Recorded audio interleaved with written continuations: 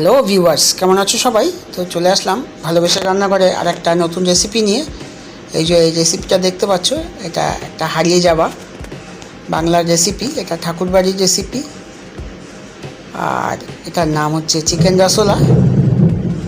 তো এই রেসিপিটাই আজকে তোমাদের সাথে শেয়ার করব। তবে তার আগে বলে রাখি, এখন পর্যন্ত আমার চ্যানেলটাকে যারা সাবস্ক্রাইব করোনি তারা প্লিজ আমার চ্যানেলটাকে সাবস্ক্রাইব করো, আর আমার ফেসবুক পেজটা অবশ্যই ফলো করো।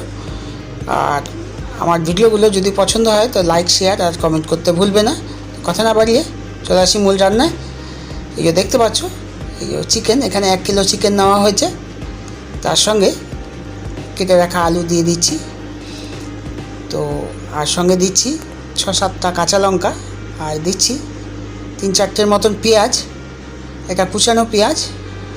এই পেঁয়াজগুলো দিয়ে আর কি ভালো করে গুলিয়ে নিচ্ছি। সঙ্গে দিচ্ছি ঘি, এখানে 3 থেকে 4 চামচ ঘি দিয়েছি আমি।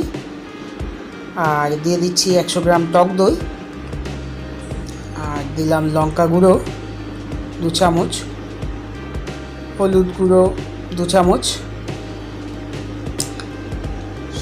সঙ্গে দেব আদা রসুন বাটা, এটাও 2 চামচ করেই দিয়েছি। আর দিচ্ছি জিরের গুঁড়ো, ধনিয়া গুঁড়ো, আর গোটা জিরে, এটাও 1 চামচ দিয়ে দিলাম।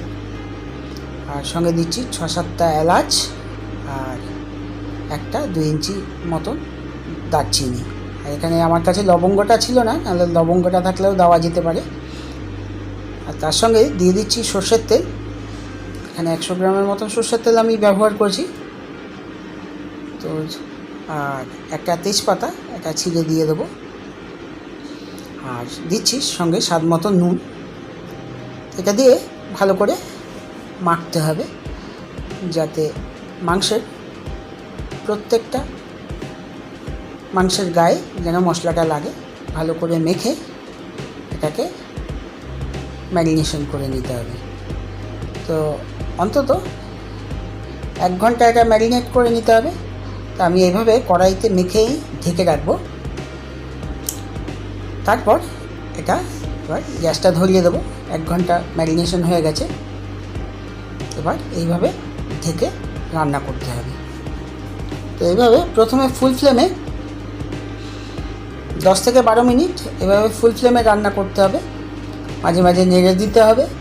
আর চিকেনের ময়েশ্চারগুলো রিলিজ করলে, ঠিক এই পর্যায়ে আসলে এবার কম আঁচে রান্না করতে হবে 7 থেকে 8 মিনিট। ঠিক, আর মাঝে মাঝে নেড়ে তো অবশ্যই দিতে হবে, নাহলে নিচে লেগে যাবে। রেসিপিটা খুব সহজ হলেও খেতে কিন্তু ভীষণ মজাদার আর দারুণ খেতে লাগে। তো এই ছিল আমার চিকেন রসোলার রেসিপি। আশা করি এটা তোমাদের ভালো লেগেছে। আর এইরকম নিত্য নতুন রেসিপি পাওয়ার জন্য আমার চ্যানেলটাকে অবশ্যই সাবস্ক্রাইব করবে, বা ফেসবুক পেজটাকে অবশ্যই ফলো করবে। আর আমার ভিডিওগুলো যদি ভালো লাগে তো অবশ্যই শেয়ার করতে ভুলবে না। আর অবশ্যই তোমরা কেমন খেলে সেটা আমাকে কমেন্ট করে অবশ্যই জানাবে। তো ইউনিক এইরকম নিত্য নতুন রেসিপি পাওয়ার জন্য প্লিজ প্লিজ প্লিজ আমার চ্যানেলটাকে সাবস্ক্রাইব করো, পাশে থাকা বেল আইকনটি ক্লিক করে অল নোটিফিকেশন করে দেও। দেখা হবে আগামী দিন নতুন কোনো রেসিপি নিয়ে। বাই।